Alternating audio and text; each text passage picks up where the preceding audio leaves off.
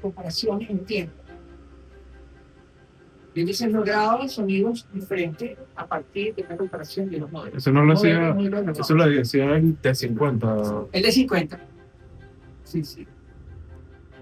Cuando yo estudié la parte de Computer Music, había gente de Roland, había gente de Yamaha, había todo eso, y Roland decidió que la síntesis con la que iba a trabajar era la de predicción lineal, él la llamaban lineal algorítmica.